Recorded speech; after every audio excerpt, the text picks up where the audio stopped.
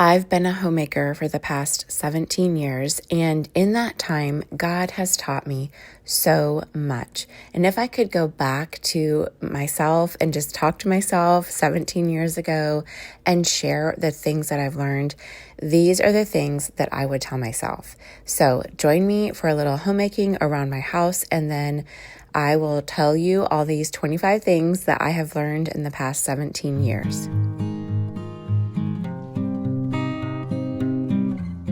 Okay, so let's just jump right in. We're going to kind of do this rapid style.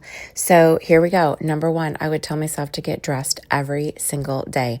Don't stay around in your PJs or your frumpy clothes. Put on something that makes you feel good. It doesn't necessarily mean it has to be fancy or anything like that, but just get dressed. Number two, open the blinds and curtains. Don't stay in a house that's dark and gloomy all day long. Let the sunshine in. Number three, get up before the kids and have your own quiet time. I have done a whole video recently on my morning routine, but I basically just get up before my kids and I have quiet time to myself with God. I exercise, I drink a hot cup of coffee, I get myself ready for the day, and that really fuels me and just gets me going so that I don't have to jump right into mom mode, but I have some time to myself. I have time to center my thoughts on the Lord and why I'm doing homemaking in the first place.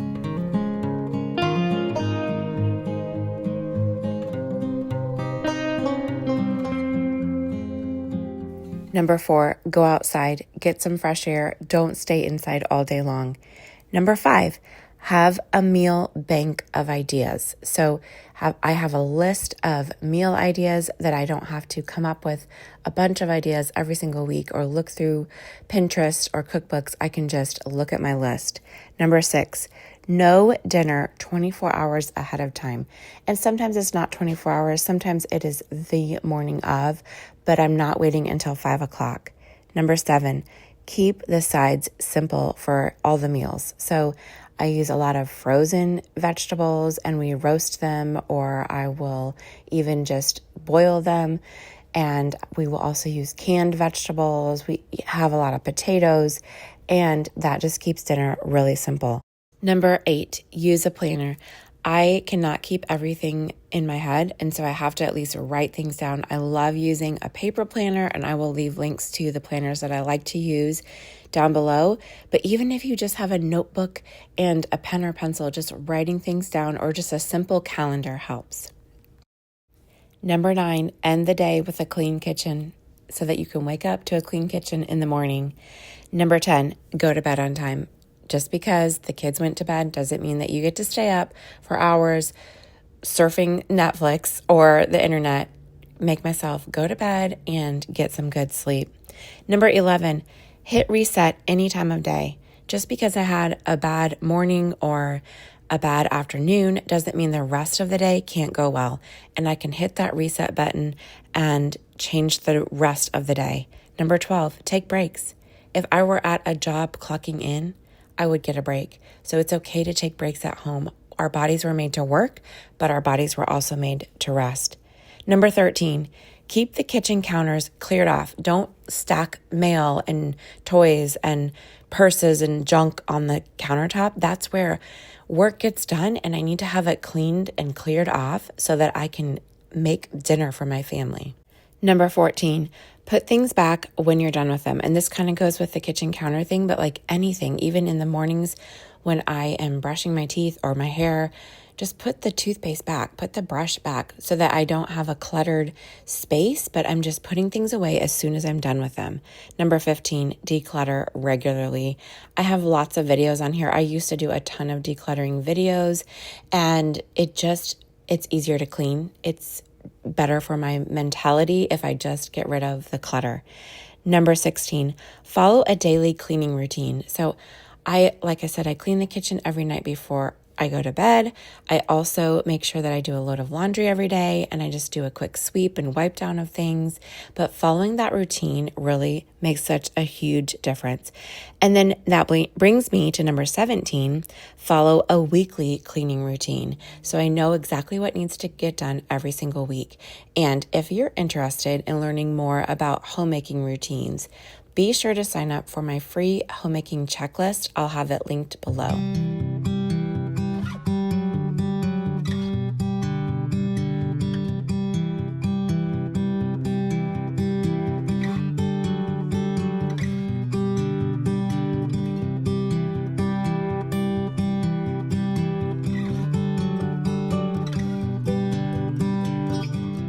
Number 18, break big tasks into small ones. It's so much easier to deal with small messes than it is giant, overwhelming messes.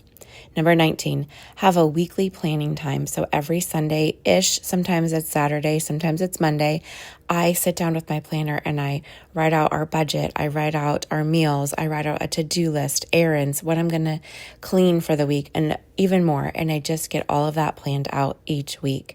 Number 20, remember my why. I'm serving the Lord as I serve my family, and I'm teaching my kids how to do these basic homemaking lifestyle tasks that they need to learn.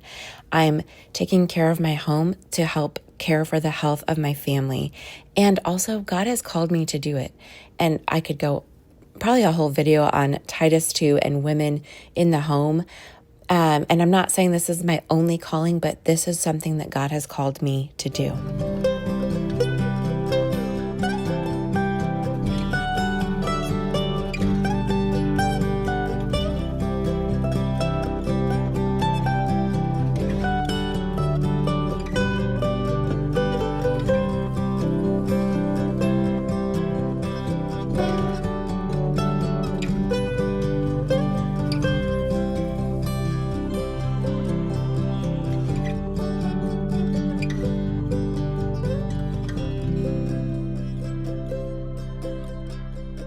Number 21, time yourself. Now, I don't do this very often anymore, but when I was really struggling with just motivation, like to mop the floor, and I would think, oh, it's going to take me an hour to mop the floor, I started timing myself on these tasks and realizing it really wasn't taking me long to do them. I can mop the floor in a few minutes, really. And so when I realized, oh, it's really not that big of a task as I think, and I just would time myself, that helped me a lot. Number 22, it's a process. I'm continually growing and learning. These are the things that I've learned in the last 17 years, but I have so much more to learn, and I'm so grateful for that. Number 23, change my have to do to get to do.